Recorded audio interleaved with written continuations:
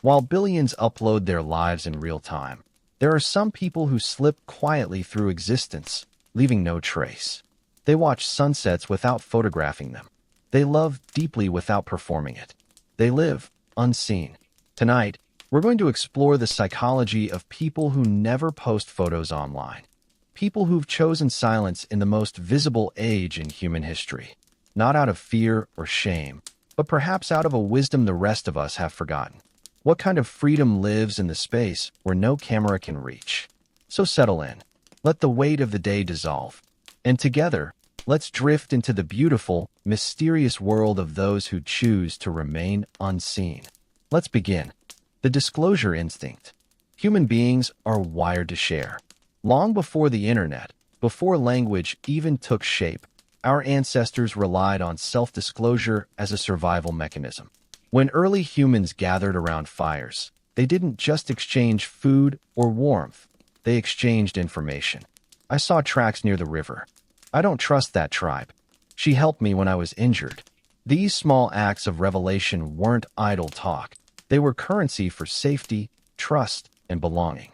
From an evolutionary lens, self-disclosure was a signal, an offering that said, "I'm safe to know."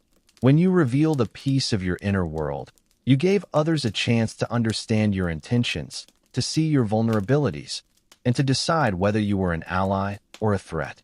Over time, this became the foundation for complex human relationships: mating, cooperation, group cohesion. In evolutionary terms, the brain learned that sharing could lead to survival advantages. The act of revealing personal information triggered subtle pleasure responses, chemical reinforcements that rewarded openness because openness built trust, and trust built tribes. We didn't evolve to be private hermits. We evolved to be selectively transparent. Altman and Taylor's social penetration theory helps decode this ancient instinct in modern terms. They compared human connection to peeling an onion, layers of increasing intimacy, from the outer shell of superficial facts, "Where are you from?" to the deep core of personal fears and desires. Each layer you reveal invites reciprocity. When you disclose, you test the other person's response. If they meet you with empathy, your brain marks it as safety, deepening the bond. If they reject or mock it, you retreat, resealing that layer. The same pattern lives inside our digital behavior. Every post, caption, or selfie is a micro-act of self-disclosure, a way of testing. Will they accept this version of me? The problem is that social media hijacks the very system nature designed for small, trustworthy circles and repurposes it for an infinite audience. Every time someone likes your photo, your ventral striatum lights up. This is the same region that activates during moments of reward, food, affection, victory. The brain doesn't differentiate between genuine social validation and algorithmic applause. It just knows it's being seen, approved, rewarded. This feedback loop is powerful because it exploits a circuit older than civilization itself. Dopamine, the neurotransmitter of anticipation, teaches us to seek behaviors that produce pleasure.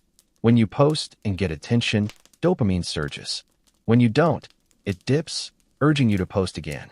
Over time, the brain becomes conditioned not to communicate for connection, but to communicate for stimulation. This is where the ancient disclosure instinct mutates.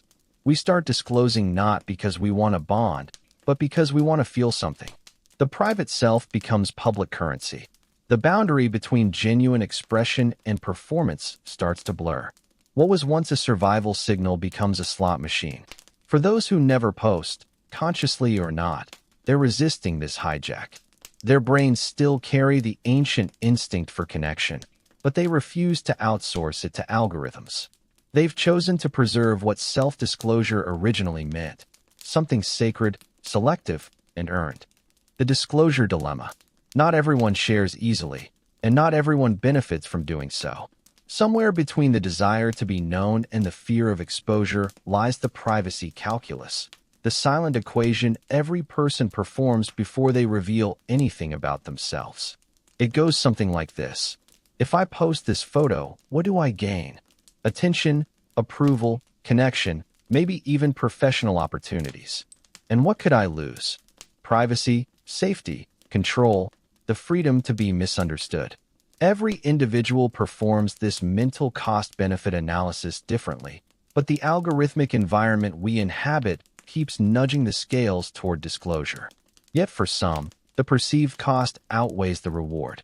They've felt the sting of judgment, or the unease of being interpreted through a screen. Their self-censorship isn't fear, it's calculation. They know that every post becomes data, every like becomes a breadcrumb in someone else's archive. Alan Weston's privacy regulation theory provides one way to understand this. He suggested that privacy isn't a fixed state. It's a dynamic process of regulating how much of ourselves we expose and to whom. We constantly shift between openness and withdrawal, depending on context and perceived safety. Online, that control collapses. You might post something meant for friends, but algorithms distribute it far beyond your intended audience. The walls of context crumble, and what was intimate becomes spectacle. This loss of control intensifies what Sandra Petronio called communication privacy management. She argued that individuals think of private information as something they own and manage through metaphorical boundaries. When you post, you essentially co-own that information with whoever sees it. The more eyes, the less ownership. And once something is co-owned by millions, your psychological sense of control disintegrates. This creates tension between two opposing needs, the need for connection and the need for control. People who rarely post often lean heavily toward control. They'd rather guard their psychological territory than gamble it for digital validation. Their minds recognize that disclosure in an environment of infinite visibility isn't vulnerability, it's exposure. The dilemma deepens with the risk of misinterpretation. Online audiences don't see intention. They see snapshots, fragments, and pixels. A joke without tone becomes offense. A smile without context becomes ego. The brain, evolutionarily primed for small group empathy, struggles to process feedback from thousands of strangers. What was once a system for social learning now produces anxiety, confusion, and self-monitoring. So before posting, the private individual weighs the invisible costs. Do I trust the room I'm speaking into? Will this version of me survive the distortion? Often, the safest answer is silence. And that silence, in itself, becomes its own form of communication, one that says, I choose who gets to know me. When silence becomes strategy. For some, not posting isn't an accident or apathy, it's emotional strategy. A way to regulate the chaos of constant self-exposure and preserve a sense of ownership over one's identity. There's a misconception that people who stay offline are disconnected, antisocial, or secretive. In reality, many of them are performing one of the most sophisticated forms of emotional self-regulation. They recognize that attention is addictive and that overexposure erodes self-stability. Every time you share, you risk fragmentation, the subtle dissonance between how you are and how you appear. For people attuned to this tension, silence becomes self-preservation. Not posting can also serve as a boundary. Boundaries aren't just about saying no to others. They're about saying yes to the parts of yourself that don't need approval. By withholding visibility, these individuals maintain psychological sovereignty. They decide what parts of their identity exist in public space and what remains untouched. From a psychological standpoint, this boundary setting mirrors emotional regulation techniques used in therapy. It's a conscious filtering process, choosing which stimuli to engage with and which to ignore. For people who've experienced trauma, betrayal, or public misinterpretation, this selective invisibility can be profoundly healing. It removes the constant pressure of external judgment, allowing them to exist without performance. But beyond protection, silence can also be an assertion of power. In a world obsessed with broadcasting, withholding becomes a form of control. When everyone else competes for visibility, the one who doesn't participate breaks the game entirely. Their absence creates mystery, and mystery commands attention in a way constant posting never can. There's an emotional clarity in choosing not to participate. While others measure worth through engagement metrics, the silent observer measures peace by what's untouched. They understand that once an experience is posted, it's no longer fully theirs. It becomes shared property. Memories become content. Emotions become consumable. By refusing to turn their lives into media, they reclaim the intimacy of living. This doesn't mean they're immune to curiosity or validation. They feel those impulses like everyone else. The difference is that they've trained themselves to pause before feeding them. That pause is discipline, and that discipline becomes identity. In this way, silence transforms from absence into intention. It becomes a form of self-definition that says, I exist beyond your feed. From the outside, this may look like withdrawal, but from within, it feels like autonomy. The same human instinct that once pushed our ancestors to share around the fire now expresses itself differently, through discernment rather than display. Those who never post haven't abandoned communication. They've evolved it. They've reclaimed the original essence of self-disclosure, connection built on trust, intimacy grounded in choice, and authenticity untouched by performance. Their silence isn't an empty void. It's a carefully drawn boundary between who they are and who the world demands them to be. Now let's move on from why people share to what type of people choose not to. If this exploration into the quiet minds resonated with you, consider subscribing. There's more psychology, more whispered wisdom, more journeys into the unseen parts of being human. No pressure, just an invitation to keep listening. The Big Five in digital expression. Every person carries a psychological fingerprint, an arrangement of traits that silently shapes how they move through the digital world. The Big Five personality model: openness, conscientiousness, extroversion, agreeableness, and neuroticism, offers a lens through which that behavior can be mapped. Online, these traits don't disappear, they translate. What used to express itself in speech, posture, and social rituals now shows up in the frequency of posts, the tone of captions, and even the timing of online activity. David Gosling's digital personality studies found a consistent link between Big Five traits and social media behavior. People high in extroversion tend to post frequently, interact with others, and use digital platforms as extensions of their offline sociability. Their feeds become vibrant arenas of energy exchange, a mirror of their need for stimulation and belonging. The act of posting fuels them. It's both social contact and self-expression. But as extroversion climbs, so does the tolerance for exposure. Extroverts often underestimate the psychological cost of visibility because they process social attention as reward, not risk. Each notification feels like confirmation that they exist vividly in the social fabric. For them, the feed is not a stage, it's a gathering.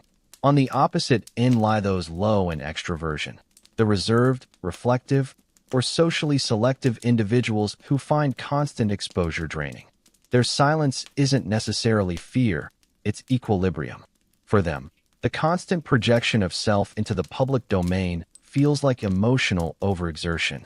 They value depth over frequency, and when they share, it's measured, often deliberate, sometimes rare. Their private life functions like a sanctuary, not a missing piece. Conscientiousness adds another layer. Highly conscientious individuals, those who prefer structure, control, and goal-directed behavior, tend to post less, not because they fear judgment, but because they curate their digital presence like they curate their work. They understand that every image, every word, becomes a permanent entry in their personal archive. Posting without purpose feels messy, impulsive, and inconsistent with their self-image. For them, restraint isn't suppression, it's alignment. Meanwhile, neuroticism, characterized by emotional volatility and sensitivity to evaluation, often correlates with fluctuating online visibility. Some high neuroticism individuals post frequently during moments of stress or insecurity, seeking reassurance through likes or comments. Others retreat entirely, guarding themselves from potential criticism. Both reactions come from the same root, a hyper-awareness of how they are perceived. The Internet Paradox, coined by Amick Hamburger, describes how online spaces simultaneously promise connection and isolation. It's a paradox that personality amplifies. Extroverts chase interaction but risk dependency on digital feedback. Introverts seek refuge from overstimulation but risk invisibility. Conscientious people control their image so tightly that they sometimes suppress spontaneity. Neurotic individuals oscillate between exposure and withdrawal, trapped in cycles of emotional overcorrection. Gosling's findings revealed something striking. People low in extroversion and high in conscientiousness are statistically the least likely to post personal photos or frequent updates. This doesn't make them antisocial. It makes them intentional. Their silence isn't a void. It's a boundary shaped by psychological architecture. Where extroverts see the internet as a marketplace of selves, they see it as a glass house, transparent, fragile, and full of reflections they didn't choose to make. In the language of personality, digital silence is rarely apathy. It's precision. A conscientious introvert doesn't hide from the world. They're simply uninterested in narrating every moment of existence. Their selfhood thrives privately, unmeasured by metrics. Introversion versus privacy. It's easy to confuse introversion with privacy, but they are built from different materials. Introversion is a temperament. Privacy is a decision. One is the nervous system's way of managing energy. The other is the mind's way of managing control. Imagine introversion as a quiet room, the place you go to recharge after too much noise. Privacy, on the other hand, is a locked door. You decide who enters and when. An introvert may crave solitude because their sensory circuits overload easily, but a private person may appear social while still controlling what others know about them. The overlap exists, but it's not identical. When someone doesn't post online, it's tempting to assume they're introverted. But many extroverts are intensely private too. They might thrive in social interaction, yet refuse to broadcast it. The difference lies in motivation. Introverts retreat for restoration. Private individuals retreat for ownership. Psychologically, privacy operates as a narrative filter. It's how a person manages the story others see. The public self, like any performance, needs editing. But in a digital world that rewards exposure, the decision not to perform becomes radical. To withhold your image, to resist narrating every joy and sorrow, is to reclaim authorship of your identity. It's not shyness, it's strategy. Social media collapses contexts that once remained separate. Friends, family, employers, strangers, all collapse into one audience. For introverts, this collapse feels exhausting. For private individuals, it feels dangerous. They understand instinctively that each post becomes a permanent story fragment that others will misread or reframe. So they choose silence, not because they lack expression, but because they refuse distortion. Think of it this way. Introversion is quiet by nature, while privacy is quiet by choice. One is temperament, the other is intention. The introvert walks away because the noise is too much. The private person stays silent because they prefer the power of absence over the vulnerability of exposure. This distinction explains why some people who seem outgoing offline vanish online. They are not hiding, they are editing. They recognize that the self shown on a feed is a fragment, and fragments mislead. Their silence isn't the absence of self. It's the refusal to let algorithms co-author their identity. In a hyperconnected world, privacy becomes an act of authorship. To withhold is to decide what remains sacred. The private mind views its interior life as something to be lived, not displayed. It draws invisible lines that algorithms can't cross. That's not introversion. It's autonomy disguised as silence. The need for autonomy. Autonomy is the psychological fuel of the private mind. It's the need to act according to one's own values rather than external pressures. In Deci and Ryan's self-determination theory, autonomy stands as one of the three core human needs, alongside competence and relatedness. When autonomy is threatened, the individual begins to feel fragmented, disconnected from self-authorship. People who never post online often demonstrate an unusually strong internal locus of control. They interpret validation differently. Where most see likes and shares as proof of relevance, they see them as distractions. external signals trying to rewrite internal truths. Their self-worth doesn't depend on visibility. It's anchored in personal metrics, effort, growth, alignment with their own standards. Social media undermines autonomy subtly. Every platform is designed to nudge behavior, to post more, to check more, to crave more. The metrics are psychological levers. They shape what people believe is worth sharing and how often. Over time, behavior stops being self-directed and starts being algorithm-directed. People post not because they want to, but because the platform made them feel they should. For someone deeply autonomous, this manipulation is intolerable. They recognize the emotional leash and cut it. Silence becomes not just resistance, but reclamation, the decision to act or not act on one's own terms. Their abstention isn't apathy, it's agency. Autonomy doesn't mean isolation. Many private individuals maintain deep offline relationships. They engage in meaningful dialogue, share emotions, and nurture communities, but through channels they control. They satisfy the need for relatedness, connection, without sacrificing the need for autonomy. In the digital age, this balance is rare. Competence also plays a role. High autonomy individuals often believe they can manage their inner world without external reinforcement. They don't need likes to confirm that their perspective has value. They trust their own judgment. This self-trust acts as a psychological firewall against the contagion of digital dependency.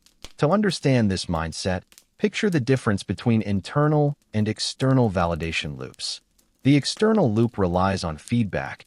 You act, others respond, you feel valued. The internal loop relies on reflection. You act, you evaluate, you feel aligned. The latter is quieter, but more sustainable.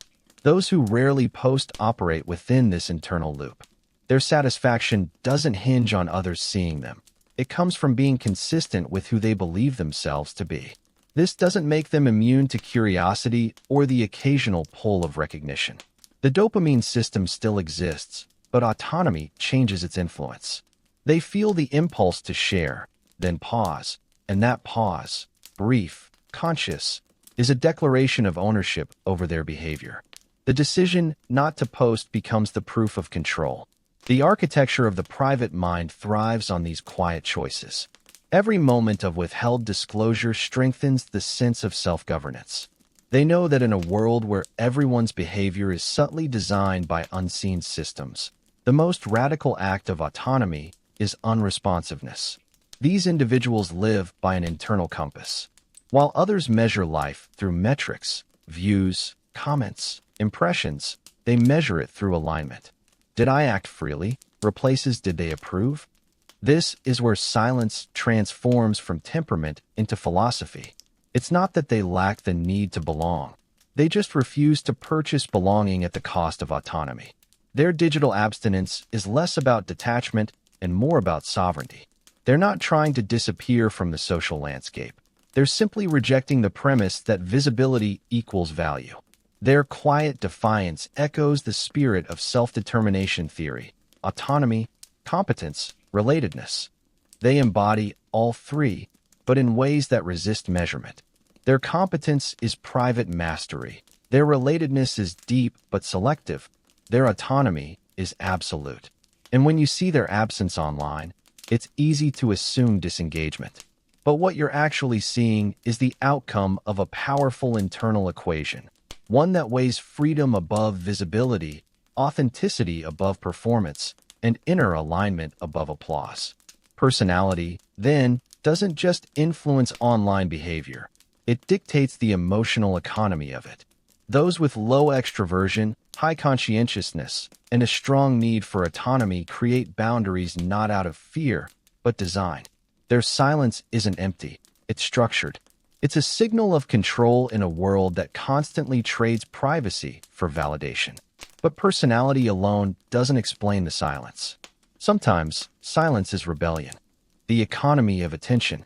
Every second you scroll, every pause, every like, is being recorded, quantified, and sold. That's not paranoia. That's the architecture of the modern internet. Shoshana Zuboff called it surveillance capitalism. A system that doesn't just watch what you do, but predicts who you are. It feeds on data, your clicks, your expressions, your preferences, all in the name of precision-targeted persuasion. In this world, your attention is the currency, and those who never post are the ones who quietly refuse to mint it. To understand why, we have to talk about exhaustion, not just physical or emotional, but cognitive. Constant connectivity has created what psychologists now call digital fatigue, a state of chronic overstimulation where the brain's reward circuits burn out from microbursts of dopamine. Every notification, every reaction, is a small hit of social validation, but it's also a demand for attention. For some, opting out becomes a form of self-defense. It's the nervous system saying, no more. There's also an ethical dimension. Some people look at platforms built on behavioral manipulation and feel genuine moral discomfort participating in them. They see their data as something sacred, an extension of their identity, and recoil from the idea of handing it over to algorithms optimized for addiction. Baudrillard would say we've entered a world of simulacra, where signs no longer represent reality, but replace it. The image of your life online begins to feel more real than your actual experience of living it. Non-posters sense this distortion intuitively. They're not just avoiding exposure, they're rejecting the entire symbolic economy. In this way, silence online becomes more than absence. It's resistance, a refusal to be mined, measured, or marketed. It's a quiet rebellion against a world that demands performance as proof of existence. The performance trap. Social media is the global stage, and most of us have become reluctant actors. Irving Goffman's dramaturgical model explained long before the internet that people perform identities depending on context, what he called the front stage and backstage of life. But social media has collapsed those stages into one. Your boss, your friends, your ex, your future self, they all occupy the same digital theater seats. So, every post becomes a negotiation between truth and performance. And the pressure to perform is relentless. Each photo, caption, or comment becomes a curated exhibit of identity. The goal isn't authenticity, it's applause. Likes and comments become applause counts. Tuchel, in Alone Together, warned that technology lets us present the self we wish to be, but in doing so, we risk losing contact with the self we actually are. Those who never post feel this tension acutely. They understand, consciously or not, that the moment you start performing for an imagined audience, you stop living for yourself. Non-posters often describe social media as emotionally loud. Too many eyes, too many judgments, too many mirrors reflecting distorted versions of the self. So they choose invisibility. It's not because they have nothing to show, it's because they don't want to be seen through the lens of performance. For them, the act of silence is a way to reclaim authenticity, to exist without conversion into content. They might still scroll, still observe, but they resist the transformation into a character in the infinite play of digital life. There's also a psychological relief in being unrecorded. The brain wasn't designed to perform constantly. When you live without the audience effect, your behavior becomes less self-conscious, less filtered. You make choices not for optics, but for meaning. The non-poster isn't hiding. They're just choosing a quieter script. And in that choice lies an implicit critique of the modern social order. If everyone is performing, who's actually living? Counterculture and digital minimalism. Every generation produces its rebels. In an age where visibility is currency, invisibility becomes rebellion. The ones who never post aren't always shy or anxious. Many are deliberate minimalists, practicing what Cal Newport called digital minimalism, a philosophy built on the belief that technology should serve our values, not dominate them. It's not anti-technology, it's pro-intention. Digital minimalists treat online presence the way monks treat speech. Carefully, selectively, and only when it adds value. They understand that every post creates a psychological tether, a small piece of identity externalized into the world. The more tethers you create, the more fragmented you become. So, they post less not because they have less to say, but because they refuse to fragment themselves into data points. But there's also a cultural movement forming here, a quiet counterculture. These individuals sense that the constant need to broadcast life erodes the sanctity of experience itself. They're rejecting the "pics or it didn't happen" mentality. They're saying, "It happened because I lived it, not because you saw it." And yet, paradoxically, some of these people hold real influence. You'll never see them trending, yet they shape the decisions of those who do. In business, politics, and art, the most powerful minds often move in silence. Invisible influencers who understand that mystery itself is power. Their invisibility is an absence, it's leverage. When everyone else is shouting, the one who doesn't speak draws the most attention. Psychologically, this aligns with what's known as strategic self-presentation. It's not about being unseen forever. It's about controlling when and how you appear. Like a chess player who knows that not every piece must move to win, they understand the value of restraint. But there's another layer here: cultural fatigue. The endless visibility of modern life creates what sociologists call context collapse, when all social contexts blend into one, and the self can no longer adapt comfortably between them. For many, the only escape is to withdraw altogether, to reclaim their context by reclaiming their silence. This is the essence of digital counterculture, not isolation, but reclamation. It's a reminder that privacy isn't a lack of connection. It's the soil in which authentic connection grows.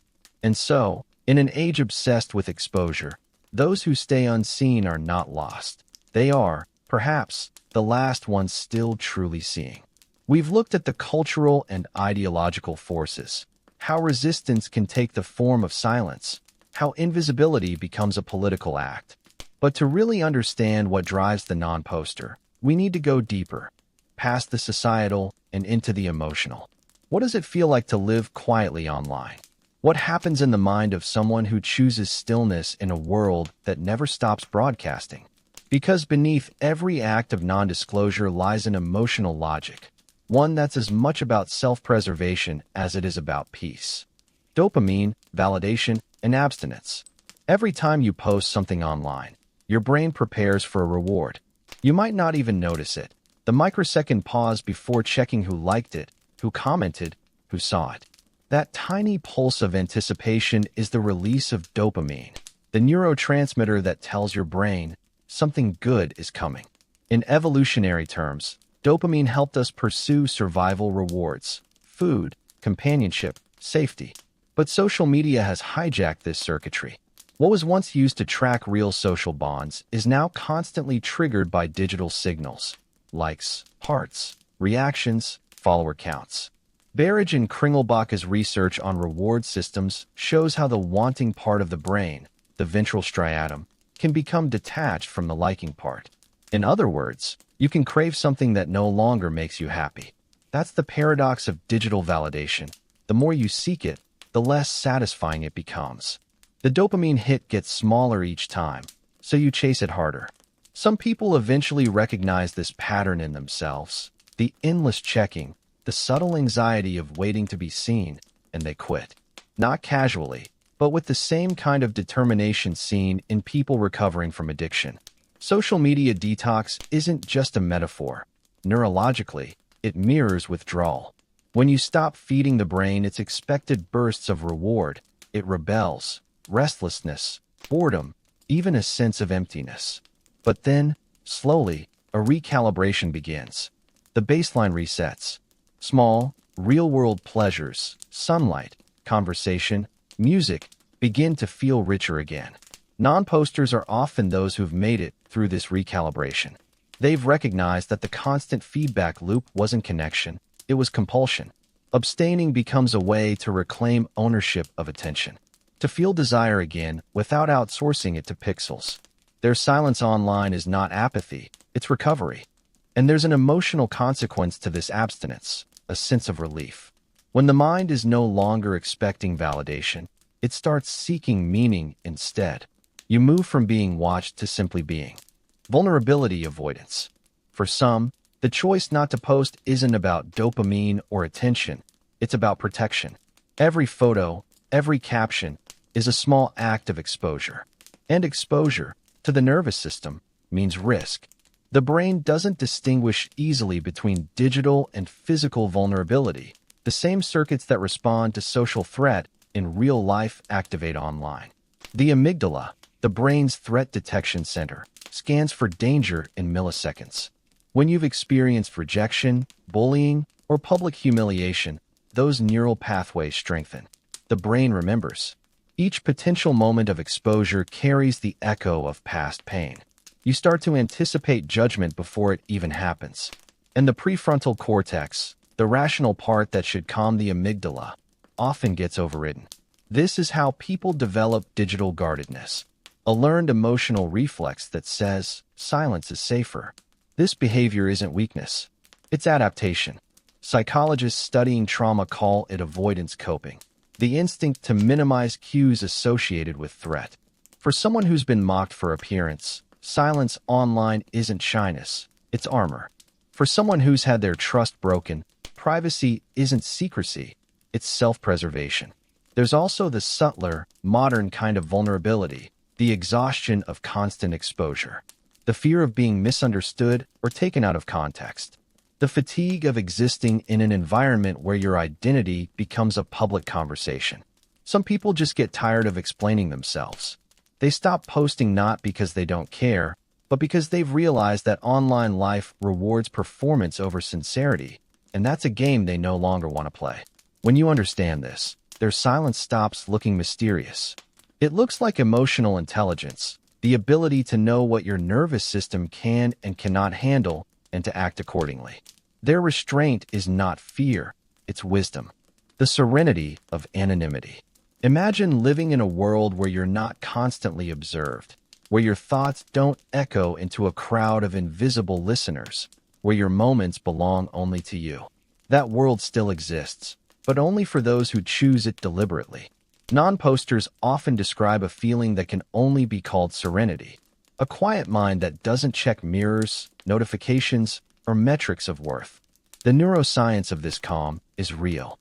Studies on cortisol, the body's primary stress hormone, show that people who take extended breaks from social media report lower baseline cortisol levels and improved mood stability. Continuous exposure to comparison and judgment activates the sympathetic nervous system, the fight-or-flight circuitry. You may not feel it as fear, but as subtle tension, a tightening of the chest when scrolling, a racing thought when you see someone doing better. Stepping away removes those triggers. It allows the parasympathetic system, the body's natural brake, to activate.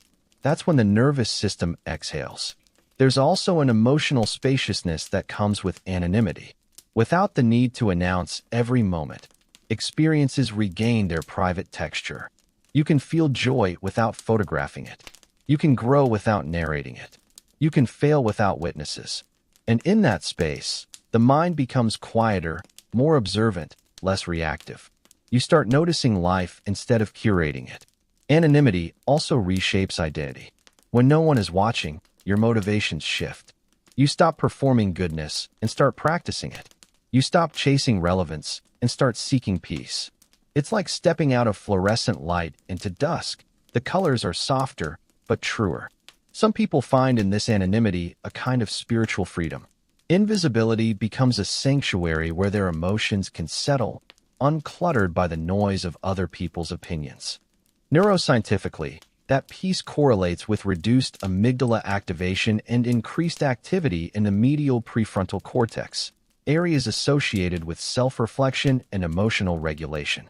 Simply put, when no one's watching, the brain relaxes enough for the self to surface. There's a deep irony in this. The world tells you to post to express yourself, but the more you share, the more externalized your identity becomes. Those who remain silent often end up knowing themselves more intimately. Their calm isn't indifference, it's clarity. Yet silence isn't just about safety or calm. It's about evolution, who we are becoming when no one's watching. In a world built to extract attention, those who withdraw are redefining what it means to exist meaningfully. Their quiet isn't emptiness, it's transformation. And perhaps, in their stillness, we can glimpse what human connection might look like once we finally step out of the glare and back into the dark. Not lost, but finally at peace. Identity without witness. Most of us build who we are by seeing ourselves reflected in the reactions of others. That's not a modern phenomenon. It's human nature. Charles Horton Cooley called this process the looking glass self. The idea that we form our sense of identity by imagining how we appear to others, imagining their judgment, and then internalizing that perception. The self becomes, in essence, a reflection of reflection. But for those who never post online, that mirror goes missing. They exist outside the constant feedback loop of likes, shares, and comments that shape most people's digital identities. Without those reflections, something remarkable happens. Identity begins to grow inward rather than outward. It's not crafted for presentation, but discovered through introspection. When you live without constant digital witnesses, you stop rehearsing your existence. You stop adjusting your emotions, your choices, even your hobbies to fit an imagined audience. The brain, freed from external evaluation, starts referencing internal cues instead of social ones. You begin asking not, how will this look, but how does this feel? Cooley's theory makes clear how deeply our self-concept depends on others' imagined perspectives. Every status update, every selfie, every story is an unconscious question. Who am I to you?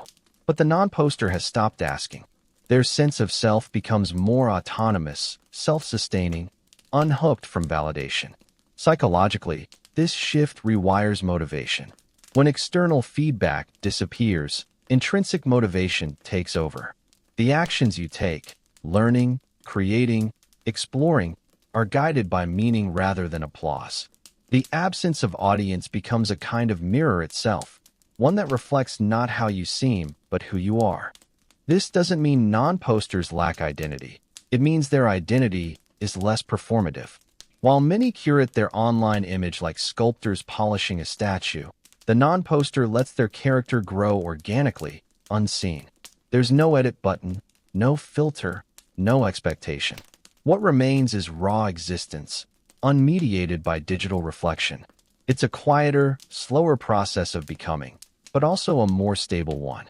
Because when your self-worth isn't dependent on fluctuating metrics of attention, it becomes harder to destabilize. When others' perception doesn't define your identity, rejection doesn't destroy it, and validation doesn't inflate it. You live anchored in something less volatile, self-understanding.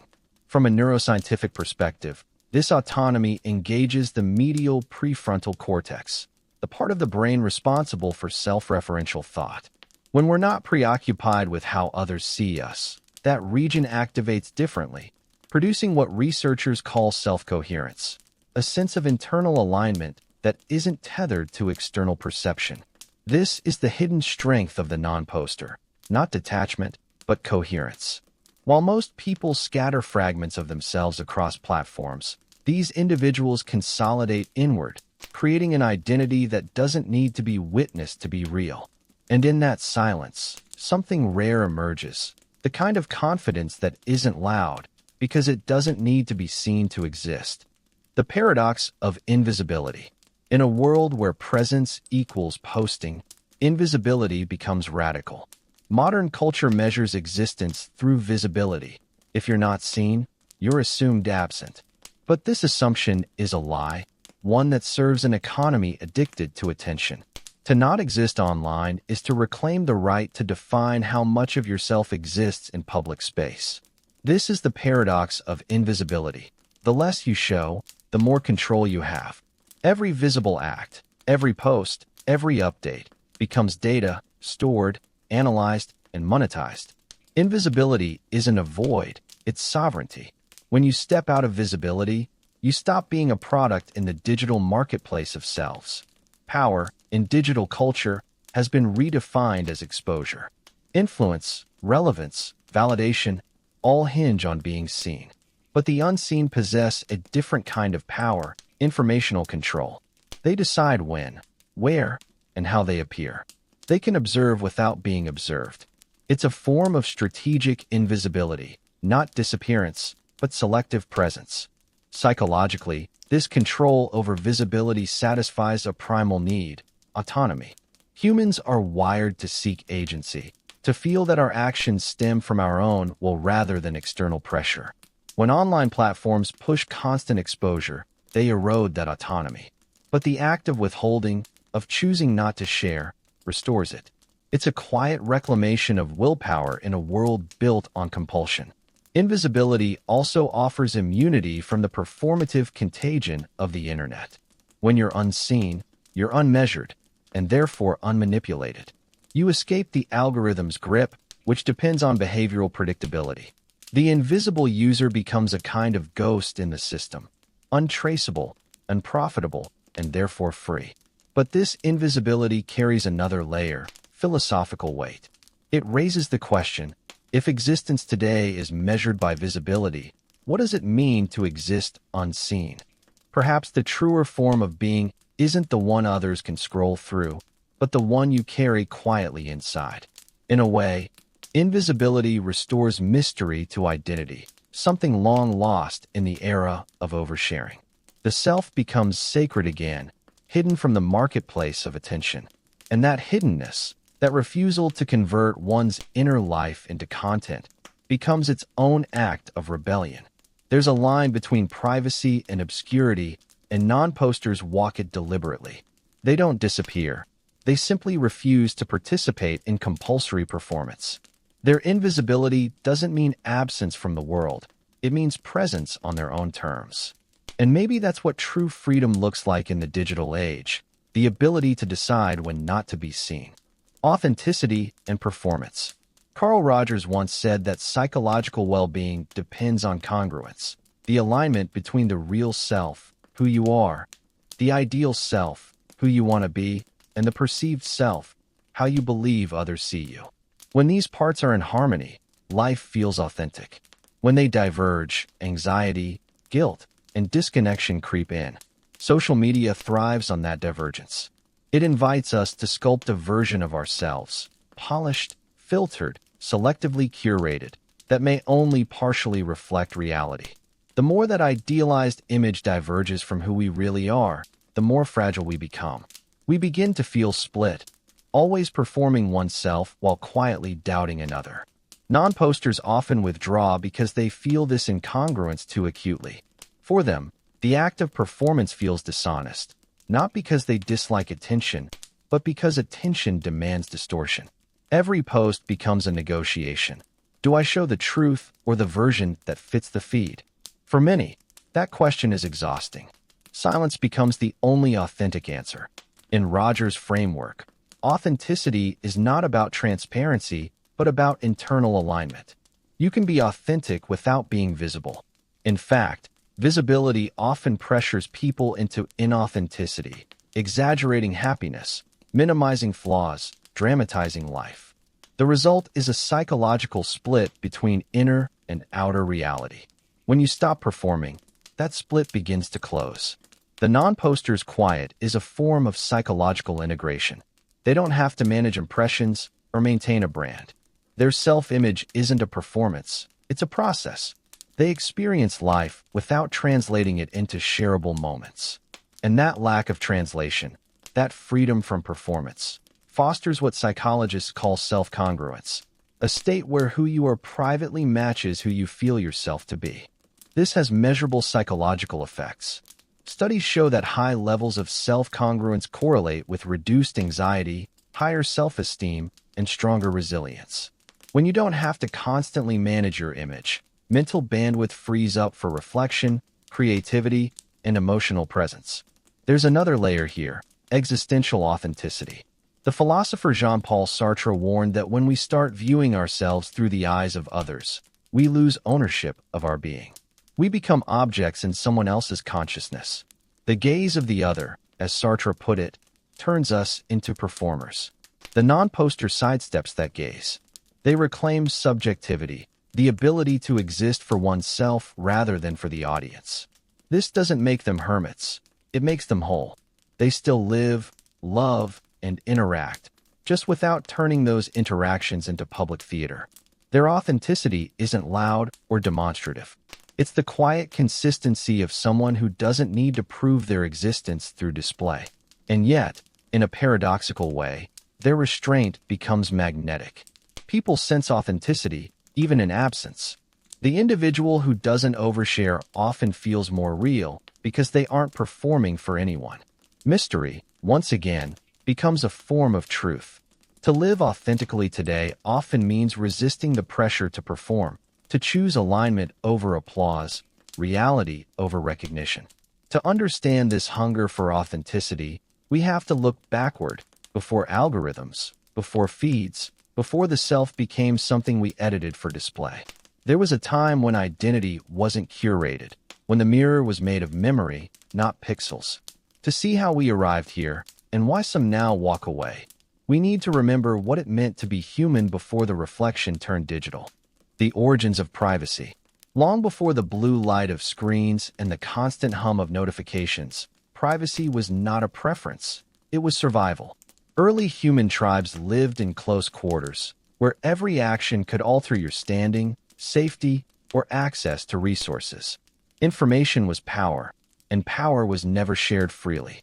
To reveal too much was to risk manipulation, exclusion, or even death. Those who mastered selective silence, who knew what to conceal and when, often rose higher in the tribal hierarchy. Privacy wasn't antisocial, it was strategic. In small hunter-gatherer groups, the human brain evolved to navigate a delicate balance between openness and secrecy. Cooperation required sharing, but survival demanded discretion. You needed to disclose enough to build trust, but not so much that others could exploit you.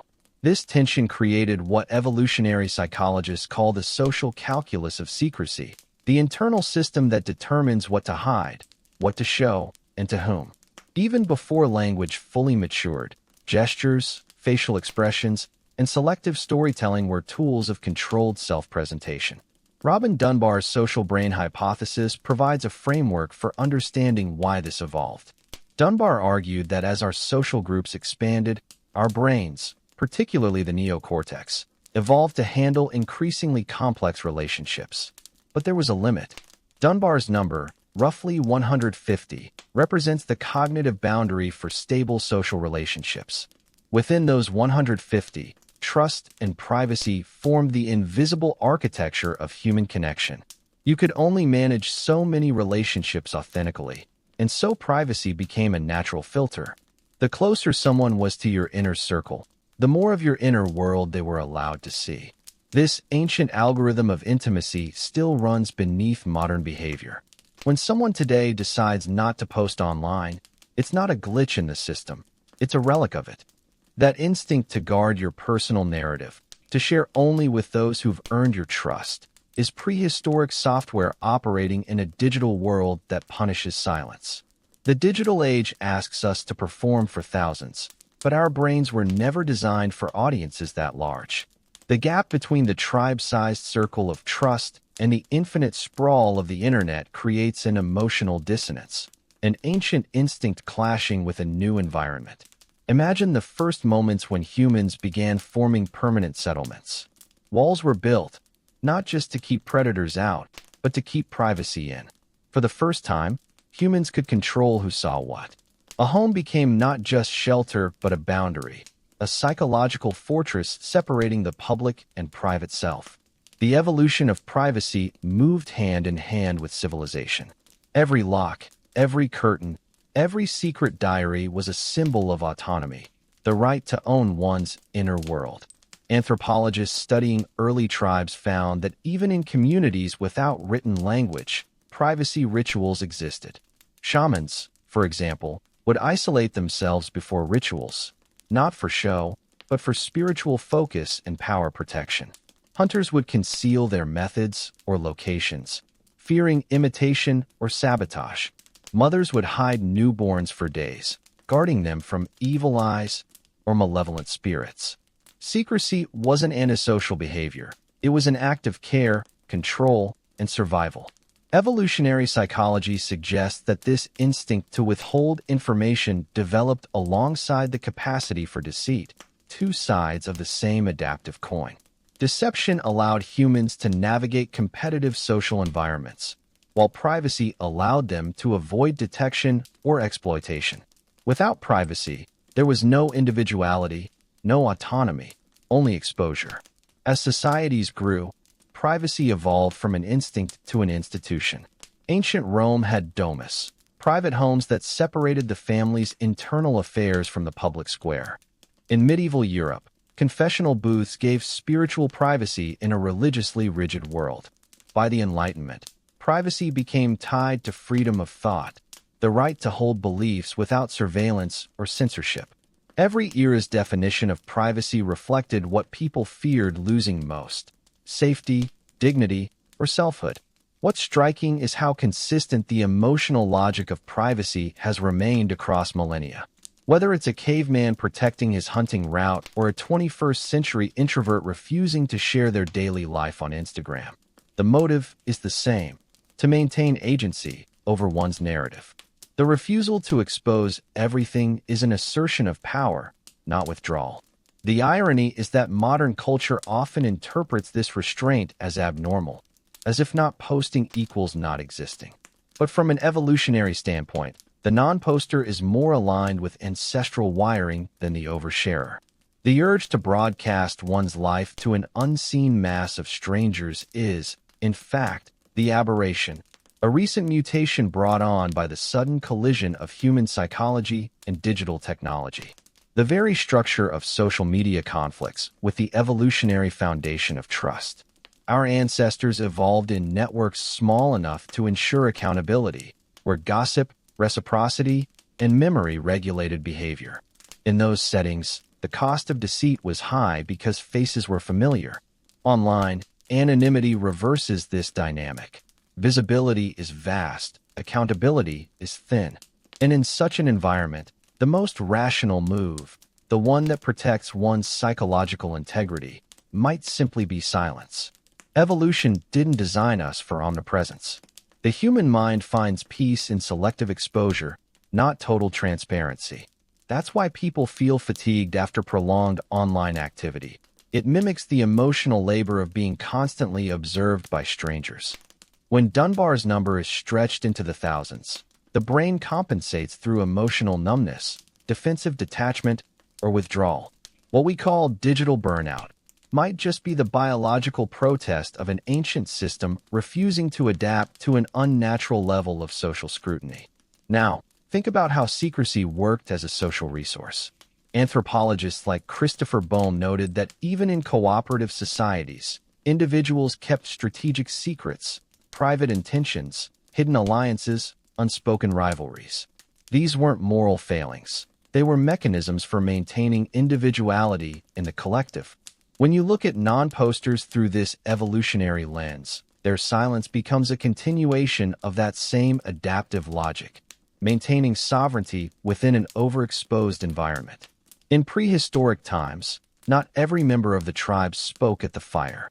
Some preferred to observe, to listen, to understand the group's dynamics before acting. These individuals often held unique perspectives, not because they were detached, but because they weren't performing. Their power came from control over information, knowing more than they revealed. The modern non-poster inherits that archetype, the watcher in an age of performers. As digital life collapses boundaries between the private and public self, those who resist full disclosure might not be lagging behind. They might be preserving something essential. Privacy, in its purest form, isn't about secrecy for secrecy's sake. It's about the ability to experiment, to think, to evolve without external judgment. Without privacy, there's no room for genuine transformation, only performance. The evolutionary roots of privacy are inseparable from identity formation. In early childhood, privacy emerges naturally. The toddler closing a door, the teenager keeping a diary, the adult choosing silence over disclosure. These acts aren't about hiding something shameful. They're about defining the borders of the self. Every generation reinvents privacy, but the impulse behind it stays constant: to have something that is wholly your own. Modern psychology confirms this evolutionary pattern. Studies show that people who experience higher degrees of autonomy, those who control what information they share, report greater psychological well-being. This aligns with Deci and Ryan's self-determination theory, which highlights autonomy as a core human need. In evolutionary terms, that autonomy once protected survival. In digital terms, it now protects sanity. In early tribes, a careless word could lead to banishment or betrayal. Today, a careless post can destroy reputations, careers, or relationships. The stakes are different, but the mechanism is identical. Evolution doesn't update quickly. It still treats exposure as danger. That's why even minor online criticism can trigger disproportionate emotional reactions. The amygdala, the brain's threat detector, doesn't differentiate between a saber-toothed tiger and a viral comment section. To it, both are threats to social survival. And so, silence becomes a form of control, the modern equivalent of choosing when to speak at the fire. To be unseen is to be unjudged, and to be unjudged is to be free. Even within early tribes, not everyone sought visibility. The storyteller, the chief, the hunter, they thrived on recognition. But the healer, the observer, the quiet thinker, they operated in the shadows. Their value derived not from attention, but from understanding. Today, non-posters embody that lineage. Their silence is not absence, it's precision. They choose what to reveal and when, not out of fear, but out of instinctual wisdom inherited from ancestors who understood the power of withholding. From an evolutionary perspective, the desire to maintain privacy isn't just cultural conditioning, it's neural architecture. The brain rewards selective disclosure with feelings of safety and satisfaction. The release of oxytocin during private, trusted communication strengthens bonds within close circles, not in mass broadcasts. This is why sharing a secret with one person feels intimate, but posting it online feels hollow. The emotional circuitry was never designed for scale, it was designed for depth. In the digital age, we've inverted that equation, trading depth for scale. Likes replaced intimacy, exposure replaced connection. But evolution doesn't forget. It keeps whispering reminders through discomfort, anxiety, and fatigue. Those who listen to that whisper, who retreat from the noise and reclaim silence, are not regressing. They're returning to something ancient, something human. Privacy was once a matter of life and death. Today, it's a matter of identity and sanity. Yet the instinct driving it is the same. The primal need to protect the boundary between the self and the world. The non-poster, often dismissed as disengaged or detached, might actually be following one of the oldest survival codes written into human nature. And when you strip away the pixels, the platforms, and the algorithms, what remains is the same truth that guided our ancestors. Not everything meant to be seen deserves to be shown. That's the essence of evolved privacy. Not the absence of communication, but the mastery of it. A quiet art, honed through millennia of human history, now quietly rebelling against an age that forgot how to be still. From diaries to digital shadows. Before there were followers, there were readers, and before there were readers, there were secret keepers. Privacy didn't vanish when ink was invented, it evolved. As language, literacy, and technology progressed, the human instinct to control information transformed into rituals of written secrecy. The diary, the letter, the private notebook. Each of these served the same function as the tribal fire silence, to define a private space in a public world. The handwritten diary was humanity's first private algorithm, a one-way mirror through which the self could see itself without external judgment. When you opened a diary, you weren't performing, you were excavating. Every page was a rehearsal for authenticity, a space where your thoughts could exist without applause or rejection. The diary didn't demand engagement metrics or aesthetic polish. It rewarded honesty, not visibility. For centuries, letters extended that same intimacy outward, selective sharing across distance. They required time, intention, and vulnerability. To write a letter was to choose your audience carefully, to invest emotion into something that could not go viral. Every stroke of the pen was a declaration. This is for you, and only you. That exclusivity was the essence of meaning. The scarcity of communication made it sacred. Contrast that with the world today, where communication is abundant, but meaning is scarce. Every message competes for visibility. Every post is optimized for reaction, and the personal diary has become a performative timeline. What used to be private expression has turned into public exhibition. The diary once helped people understand themselves. Now the feed demands they explain themselves. This erosion of privacy wasn't accidental. It was engineered. Shoshana Zuboff's theory of surveillance capitalism outlines how modern platforms transformed personal experience into a raw material for profit. Every post, like, and pause became a data point. Every act of self-expression, a monetized confession. The architecture of the internet turned introspection into extraction. The platforms learned to reward exposure and punish silence. And yet, as the algorithm grows hungrier, a quiet rebellion spreads. People are rediscovering the analog impulse, writing in notebooks, sharing less, ghosting social media. It's not nostalgia. It's neurobiology reclaiming its territory. The human brain wasn't designed to narrate its life to an invisible audience. The constant externalization of thought depletes the self, replacing reflection with performance. When everything is public, nothing feels personal anymore. Historically, privacy wasn't just about keeping secrets. It was about maintaining a space where one could become. The 19th century diarist didn't write to impress. She wrote to evolve. The privacy of that page was the cocoon where transformation occurred. In contrast, modern digital spaces demand constant presentation, an ongoing declaration of identity that leaves no room for silent change.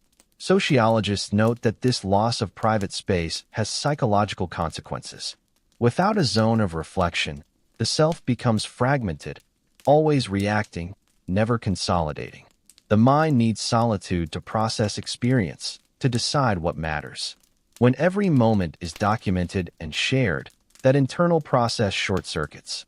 The person becomes a performer in their own life story, not its author. It wasn't always this way. In the pre-digital world, privacy was a luxury tied to status. The wealthy had private rooms, personal libraries, locked desks. The poor lived communally, their lives exposed. But even then, the desire for privacy was universal. People carved out moments of solitude wherever they could, walks in the fields, quiet prayers, secret journals. These weren't escapes, they were returns. Moments where the self could exist unobserved. Then came the camera, the first mechanical intruder into privacy. For the first time, moments could be captured, frozen, and shared. The photo album was the proto-feed, a curated archive of selfhood. But even then, control remained with the subject. You chose what to photograph, what to develop, and whom to show. The digital shift obliterated that control. The act of capture became instantaneous, the act of sharing compulsive, and the audience infinite. The human mind wasn't prepared for that speed. Our ancestors lived at the pace of seasons. We now live at the pace of scrolls. Each notification, each view count, each comment pulls attention outward, fragmenting focus, eroding presence. The diary taught people to look inward. The feed teaches them to look outward and await validation. One created depth, the other creates distortion. In evolutionary terms, this shift happened overnight.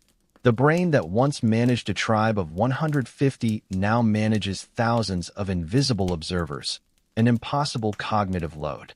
This hypervisibility doesn't just exhaust the mind, it distorts identity.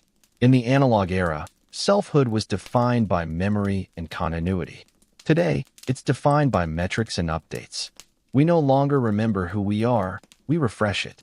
To understand the emotional consequence of this, imagine the 18th century writer, quill in hand, composing letters by candlelight.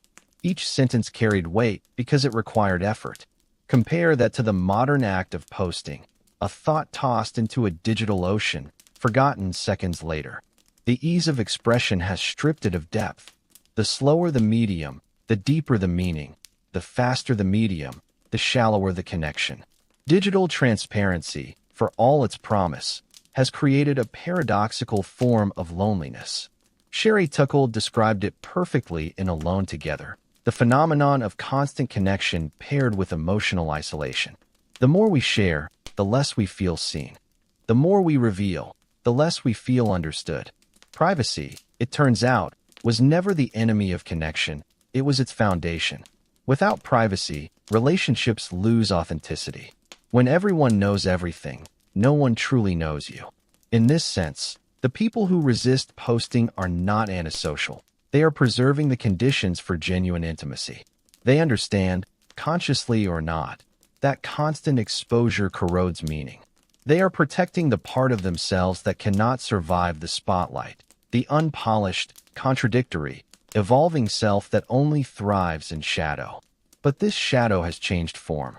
In the analog age, shadows were literal, closed doors, private letters, locked drawers.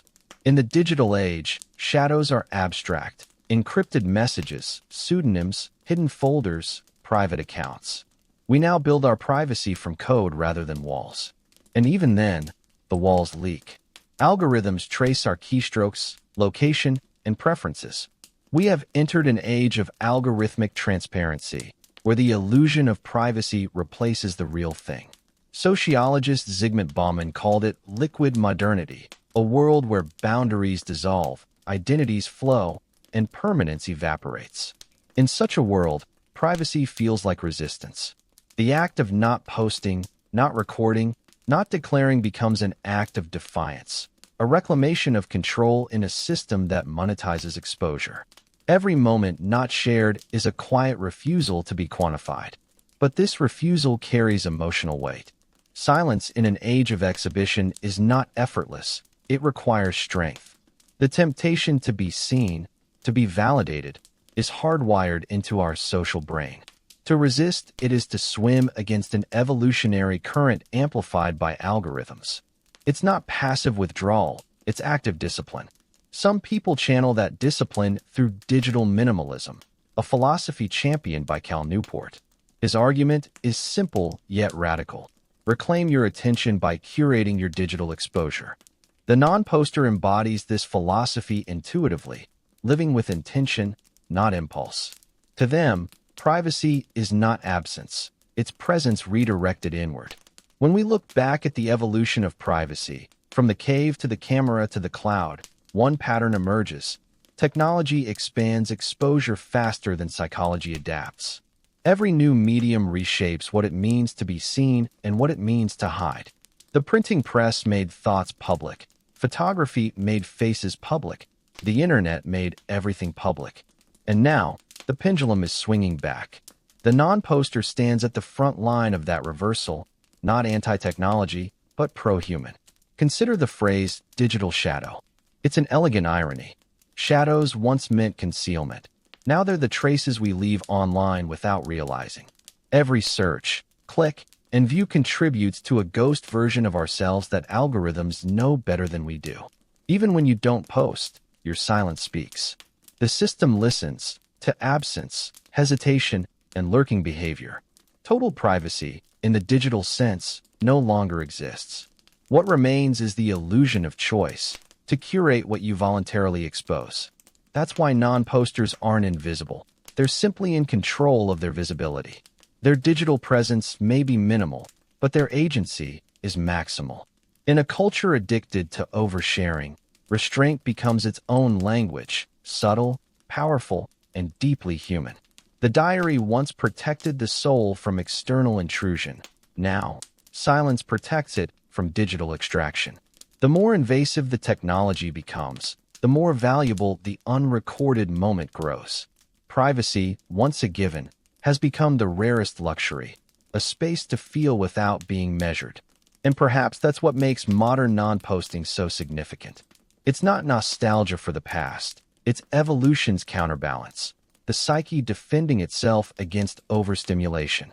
When people retreat from constant exposure, they are not disappearing, they are recentering.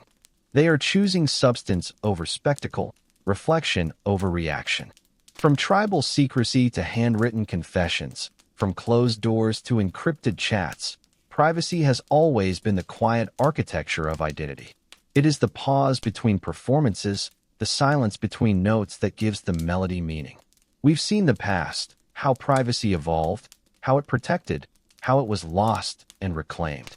But the real question now is not what privacy was, but what it means for our connections today.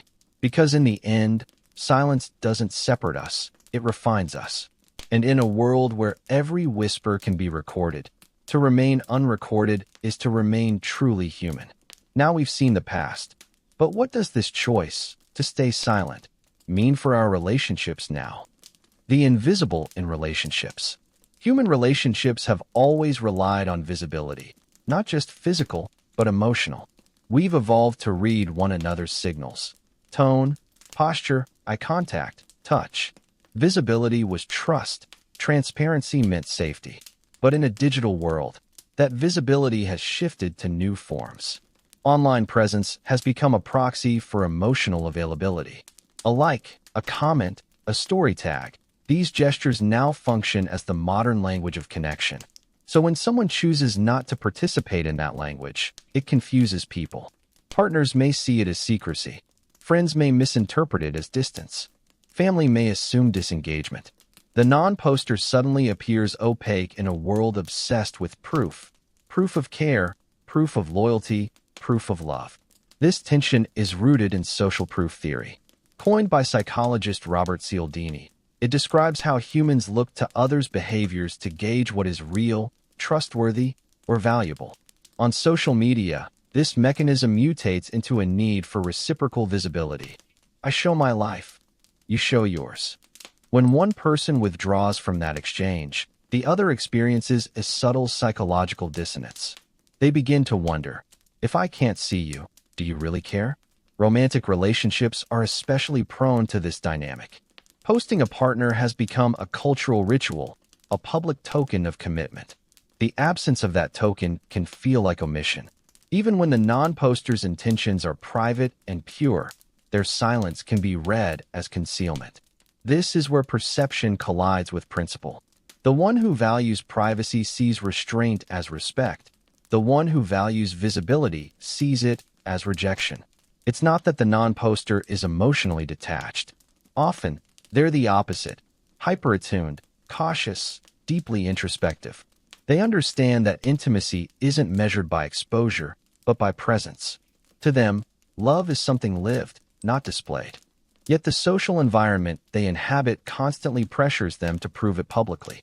The result is relational friction, not from lack of affection, but from conflicting value systems.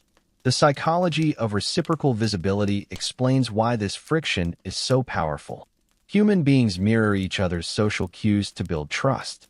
When one person consistently shares and the other remains silent, the brain perceives imbalance, not as philosophical difference, but as threat. The primitive part of the mind that evolved in small tribes still reads silence as secrecy. It triggers suspicion. Why aren't you showing what I'm showing? What are you hiding? But here's the paradox. The very transparency that once built trust can now destroy it. When everything is visible, intimacy loses its meaning. Relationships turn performative, curated for invisible audiences rather than lived for one another. The non-poster, consciously or not, senses this distortion. Their silence becomes a quiet rebellion against the commodification of love. They're saying, what we have is real precisely because no one else can see it. Yet they still face misunderstanding. Friends interpret their distance as disinterest. Partners mistake privacy for coldness. Acquaintances assume arrogance. In truth, the non-poster operates under a different psychological framework, one rooted in boundaries rather than validation. They understand that digital visibility is not the same as emotional connection. And while others chase algorithmic affirmation, they are practicing something rarer, presence without performance. In friendship, this dynamic creates its own quiet challenges. In group chats and online circles, the non-poster fades into the periphery. They're there, observing, listening, but unseen. In a world where participation equals existence, invisibility can feel like erasure. Yet from their perspective, this detachment is preservation. They are guarding their attention, conserving emotional energy, resisting the pressure to constantly narrate their lives. But relationships are built on mutual perception. And perception, in the digital age, is often mediated through the feed. Without visible participation, others struggle to interpret intent. The non-poster becomes a blank canvas onto which others project assumptions. To some, they're mysterious. To others, aloof. To a few, intimidating. The irony is that silence, meant to protect, often invites speculation. The quieter you become, the louder people imagine your reasons. This is the new social paradox. In a hyper-connected age, invisibility isn't just privacy. It's misinterpretation waiting to happen. Selective disclosure. Not everyone who avoids posting is completely silent. Many engage in selective disclosure, sharing only within controlled circles, filtered audiences, or private messages. This is not secrecy, but strategy, a deliberate navigation of trust boundaries. Psychologists studying communication call this the privacy calculus, the internal evaluation of what to reveal, to whom, and at what potential cost. Sandra Petronio's communication privacy management theory explains this beautifully. People view their personal information as private property. When they share, they're essentially granting access to that property. The process is guided by boundary coordination, setting rules about who can enter and how far. Non-posters excel at this invisible negotiation. Their silence isn't an absence of expression, it's a mastery of context. And context is everything. Social media collapses it. What once were distinct audiences, friends, family, co-workers, acquaintances, now merge into a single, amorphous mass. Sociologist Dana Boyd calls this context collapse. The problem isn't that people don't want to share. It's that they can't predict how their words will be interpreted by audiences with conflicting norms. The result is a chilling effect: self-censorship, hesitation, silence. For the non-poster, context collapse is intolerable. They instinctively reject it. They crave nuance, the ability to modulate expression depending on relationship. In analog life, that nuance exists naturally. You speak differently to your mother, your friend, your partner. But online, those voices overlap. A joke for one audience offends another. A vulnerable confession becomes a public spectacle. So they withdraw, not out of fear, but out of respect for emotional precision. Selective disclosure, then, becomes their form of emotional hygiene. They maintain small circles, trusted confidants, private chats, face-to-face interactions, where expression remains intimate and contextual. This microscale sharing preserves authenticity. It mirrors pre-digital communication, where disclosure carried weight and intention. Neuroscientifically, this aligns with the brain's social regulation systems. When we share with trusted individuals, the oxytocin response fosters safety and bonding. When we share indiscriminately to large audiences, that emotional feedback is diluted, replaced by dopamine-driven anxiety. The non-poster intuitively avoids the latter, maintaining a smaller but more meaningful social network. There's also a deeper philosophical layer. Selective disclosure reflects an evolved understanding of identity as multifaceted. The self isn't a single narrative but a collection of roles, each shaped by context. The digital world, however, demands coherence, one unified performance for all audiences. The non-poster refuses this reduction. Their silence is a form of integrity. I will not flatten myself to fit your feed. This choice often confuses others who expect consistency across platforms. But to the non-poster, consistency isn't sameness. It's authenticity within context. They don't need everyone to see everything. They need the right people to see the right things. That's not secrecy, that's wisdom. And yet, this selective visibility can create social tension. When others overshare, it normalizes transparency. The non-poster's restraint appears as deviation. The culture of oversharing has inverted the social norm.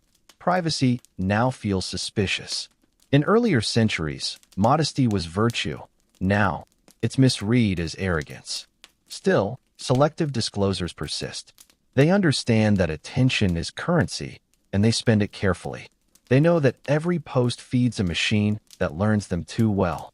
Their restraint is both psychological boundary and political act, a refusal to surrender their inner world to algorithms that trade intimacy for engagement. At its core, selective disclosure is about sovereignty, the power to choose when, how, and with whom to be seen. In a world where everyone is broadcasting, they are whispering, and in that whisper lies their strength. The parasocial reversal. Most people online participate in parasocial relationships, one-sided connections where the viewer feels intimacy with a creator or celebrity who doesn't know they exist. The psychology behind this is ancient. Our brains evolved to bond with familiar faces, even if they're mediated through screens. Over time, followers feel as though they know the person they watch, even when that relationship is entirely imagined. But non-posters invert this dynamic. They consume narratives, but refuse to become one. In the attention economy, where self-exposure is currency, they are the ones who choose not to sell. This is the parasocial reversal, a quiet rebellion against being content.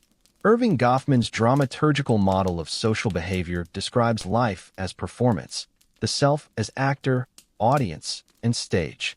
Online, that metaphor becomes literal. Every profile is a set, every photo an act. Most people, knowingly or not, play their roles for invisible audiences. The non-poster rejects the stage entirely. They watch from the balcony. They might consume stories, empathize with creators, even study social trends, but they refuse to offer their own life as entertainment. This decision has profound psychological implications. By opting out of performative visibility, non-posters maintain a more stable self-concept. They aren't constantly adjusting identity in response to feedback. Their sense of worth isn't algorithmically calibrated. Without public metrics, the ego stops oscillating between pride and insecurity. The self stabilizes. However, the absence of digital reflection also has social costs. In an ecosystem that rewards self-disclosure, invisibility can mean irrelevance. When others broadcast their milestones, the non-poster fades into the margins of collective memory. Their relationships may become quieter, their presence less acknowledged. Yet, paradoxically, this absence can deepen their real-world bonds. The people who truly know them must seek them, call, meet, engage intentionally. Relationships shift from convenience to effort. The parasocial reversal also alters power dynamics. In a culture where everyone is both audience and performer, the one who abstains controls the gaze. They see without being seen. This asymmetry grants psychological freedom. Without an audience, there's no pressure to conform, impress, or maintain continuity. They can evolve without witnesses, something nearly impossible in digital life. Yet their detachment from the performance can create tension in social groups built around visibility. The one who doesn't post becomes the enigma, the unknowable friend, the ghost in the group photo. For some, that mystery is alluring. For others, unsettling. People fear what they cannot categorize. The non-poster's refusal to offer a narrative leaves others uncertain how to relate. There's an evolutionary explanation for this discomfort. Humans depend on predictive social coding, the ability to infer trustworthiness from behavior. When someone withholds signals, it disrupts that process. Silence becomes ambiguity, and ambiguity breeds anxiety. This is why people demand visibility, not out of curiosity, but for control. They want to know who they're dealing with. The non-poster denies them that comfort. But this denial has purpose. It reintroduces mystery into a world of overexposure. It restores the forgotten truth that not knowing someone entirely can be beautiful, that distance can coexist with connection. Their refusal to perform reclaims a kind of sacred privacy, a space where selfhood isn't constantly interpreted. Philosophically, the parasocial reversal is an act of resistance against what Jean Baudrillard called hyperreality, the blurring of the line between the real and the represented. By not contributing to the spectacle, the non-poster keeps reality intact. They remind us that existence doesn't require exhibition. And yet, they are not disconnected. They still observe, empathize, relate. They may consume digital content as reflection or study, not participation. In this sense, they are mirrors without reflection, absorbing the light of others without casting their own. Their silence, paradoxically, gives depth to the noise. The world sees them as ghosts, but they see themselves as guardians of meaning, of privacy, of authenticity. Their invisibility is not emptiness, it's intentional presence. So what happens long-term to identity, memory, and connection when someone lives mostly offline? When life unfolds beyond the feed, without constant witnesses, how does that change the way we love, remember, and exist? Because maybe the real question isn't what they're hiding, but what they've managed to preserve that the rest of us have already lost. The archive instinct. Every civilization has tried to leave a trace. Paintings on cave walls, names carved into stone, words etched on paper that outlived their writers. Behind all of it was one simple, ancient fear, that when we disappear, the world will not remember we were ever here. Psychologists call this impulse the archive instinct, the deep-seated human need to preserve proof of existence. It isn't vanity, it's survival through memory. In the digital age, the act of posting a photo, a status, a thought, has become the modern ritual of this instinct. Every upload whispers, I existed, I felt, I mattered. But those who never post stand outside this ritual entirely. To them, the archive may feel more like a cage, a place where every moment becomes a fossil, stripped of warmth and context. Terror management theory, developed by Greenberg, Piszczynski, and Solomon in the 1980s, helps explain this paradox. It proposes that much of human behavior is driven by the awareness of mortality, the quiet terror that we will die and be forgotten. To manage that fear, people construct symbolic systems of permanence, legacies, achievements, digital timelines. Posting photos online can be a form of micro-immortality, where each image resists decay, each comment extends presence. But those who abstain aren't necessarily denying death. They may simply reject the illusion of control. They understand that permanence doesn't equal meaning. They accept that no archive, no matter how well documented, can fully capture the complexity of being alive. In that sense, their silence is not nihilism. It's liberation from the endless pursuit of preservation. When you don't post, your life becomes less about how it will be remembered and more about how it is lived. Your experiences exist fully in the moment, not as future artifacts, but as present sensations. To a non-poster, memory is not something to externalize, but to internalize. Their identity doesn't need validation from a digital museum. It breathes quietly in private moments, where no algorithm can quantify it. In this way, the act of non-posting is a psychological inversion of the archive instinct, not a refusal to exist, but a choice to exist without witnesses. Yet, the paradox remains. If no one sees you, did you really live in the collective sense? Humans are social beings. We construct identity not in isolation, but in reflection. Cooley's looking glass self theory argued that we see ourselves through others' perceptions. Without that mirror, without likes, comments, or shared memories, the non-poster risks fading into a kind of social invisibility. But to them, that invisibility can feel like purity. They are not reduced to pixels or opinions. They live in the unrecorded space between moments, where identity is fluid, not fixed.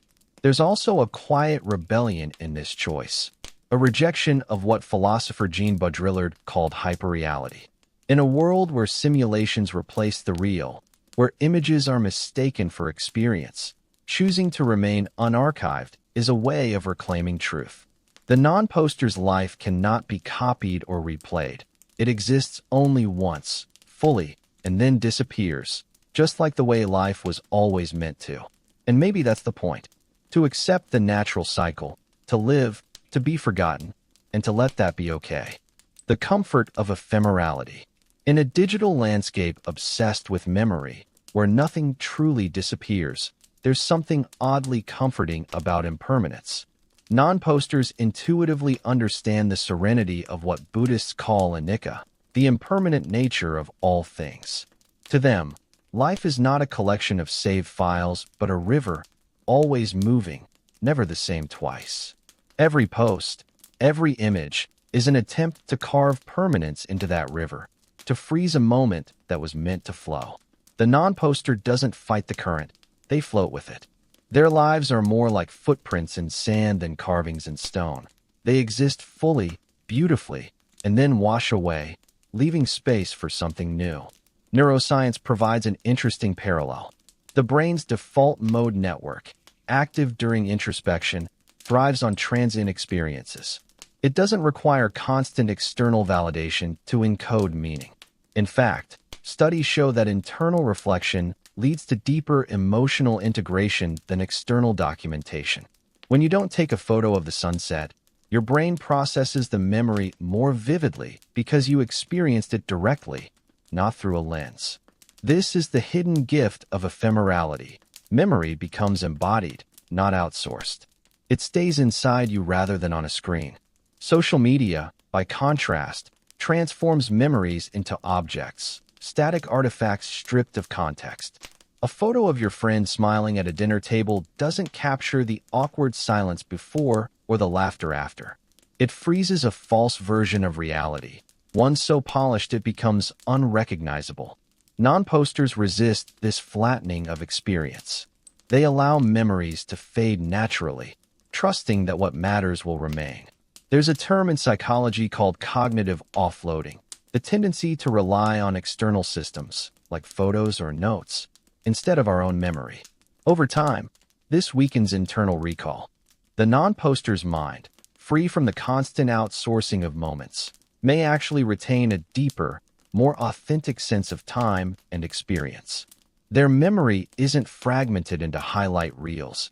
It flows as a continuous narrative. On a cultural level, ephemerality has become an act of resistance. In a world that archives everything, deletion is a form of self-respect. The refusal to leave a trace can be a declaration of agency. I decide what vanishes. For the non-poster, impermanence is not loss. It's freedom. They don't feel the need to curate or control their legacy. Their stories live in those who shared the moment, in the smell of rain, the warmth of laughter, the echo of conversations never recorded. Some would call this naive. After all, what happens when those memories fade? When the people who remember you are gone? But perhaps that's the beauty of it. Non-posters aren't trying to be eternal, they're trying to be real. They're not chasing immortality through pixels. They're embracing mortality through presence. Every deleted moment, every unposted photo, becomes an offering to impermanence, a quiet reminder that meaning doesn't need to last forever to matter. The rebellion against immortality. Human history is an ongoing struggle against disappearance. From the first myths to the blockchain, we've tried to immortalize ourselves, to resist the erasure that time demands. But in the digital era, immortality has lost its sacredness. It's no longer divine, it's algorithmic. Every post, every tagged photo, every trace of data becomes part of a collective immortality we never truly consented to. And in that context, choosing not to post becomes a quiet act of rebellion. Think about it. In a world that rewards visibility, silence is subversive. When everyone is performing, the one who doesn't becomes unpredictable, unquantifiable. The system can't market to what it can't measure. The non-poster slips through the algorithm's grasp, leaving no behavioral trail to exploit. Their absence becomes their autonomy. This is not apathy, it's awareness. They see through the illusion that visibility equals value. They recognize that to exist digitally is to be constantly interpreted, categorized, and sold. By stepping back, they reclaim ownership of their narrative, or perhaps they dismantle the need for one entirely. Existential psychologists would argue that this is a confrontation with being toward death, the acceptance that life's meaning isn't found in permanence, but in transience. The non-poster, by refusing to immortalize themselves digitally, faces mortality directly. They accept that the only true immortality is in the impact we leave, not the data we preserve. There's also a moral dimension here, an ethical defiance against what Shoshana Zuboff called surveillance capitalism. To abstain from posting is to withdraw from the economy of attention, to deny the system its fuel, our lives as content. It's the digital equivalent of civil disobedience, a refusal to participate in one's own commodification. But rebellion aside, there's a softer, more human side to this silence. The non-poster understands that life is already fleeting, that adding layers of digital permanence doesn't make it any less so. They don't need the world to remember them forever. They just need to feel alive now.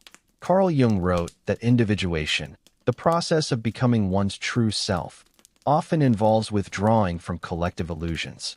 The non-poster embodies that. They're not running away from the world. They're stepping out of its performance long enough to rediscover what's real. The irony, of course, is that in their refusal to be seen, they often become more intriguing. Their mystery stands out in a sea of oversharing. Invisibility becomes a new kind of visibility, one that's grounded in choice, not exposure. There's something poetic about that. To live a life that can't be replayed. To love without proof. To experience without announcement.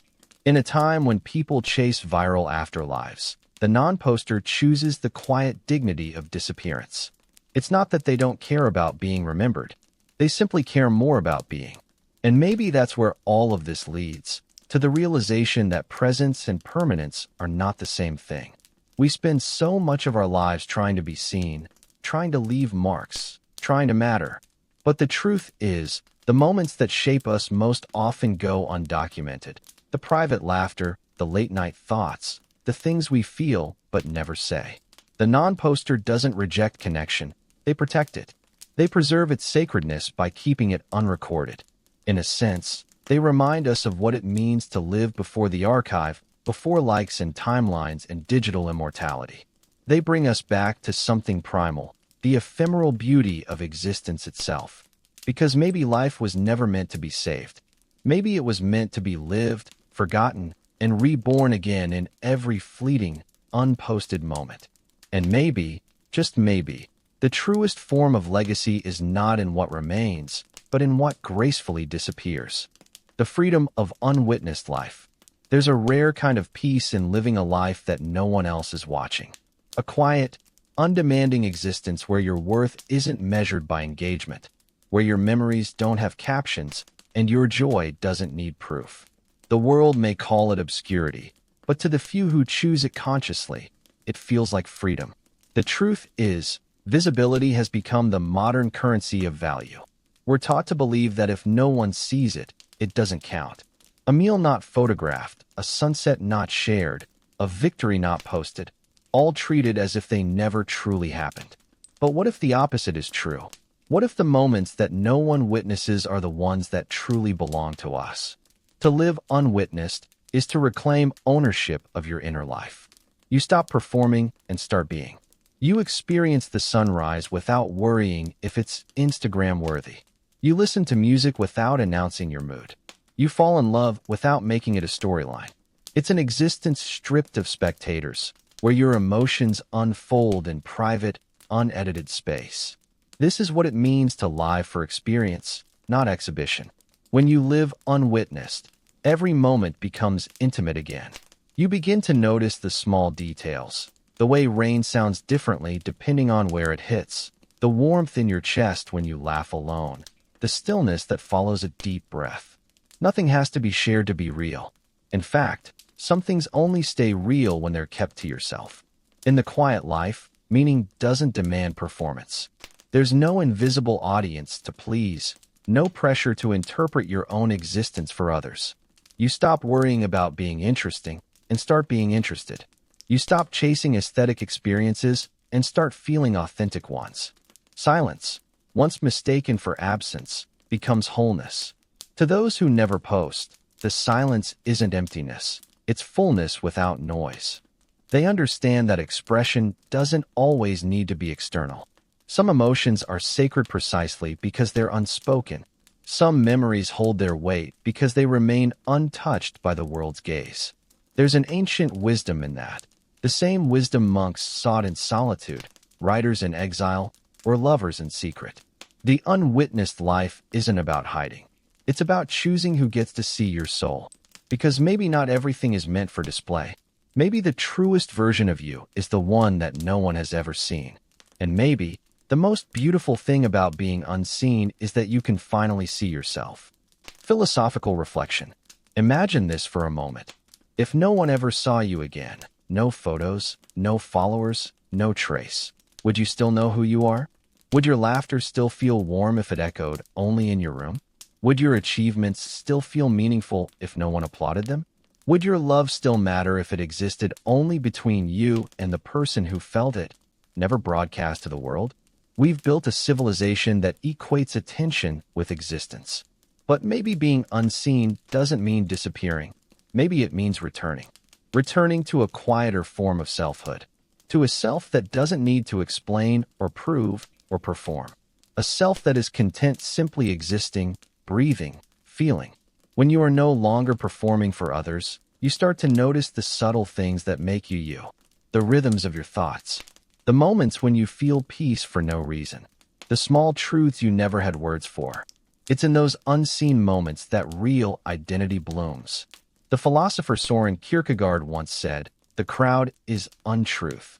He believed that the more we lose ourselves to public perception, the further we drift from authenticity.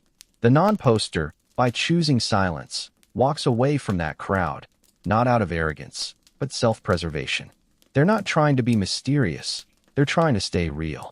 And perhaps this is the greatest act of rebellion left in our time, to live a life that belongs only to you. Because the more visible we become, the more diluted we get. Every post is a translation, every caption a compromise, every audience a distortion. To live unseen is to live unfiltered, raw, imperfect, and whole. If no one ever witnessed your joy, would it still be joy? If no one ever read your words, would they still have meaning? Yes, because witnessing doesn't give something value, presence does. The person who walks quietly through life without leaving digital traces may look invisible to the world, but they often live with a deeper kind of clarity. They know the difference between being seen and being understood, between being remembered and being real. And so they live their days like whispered poems, meant to be felt, not recorded. The silence of the unseen isn't a void, it's a canvas. It's the space where truth expands.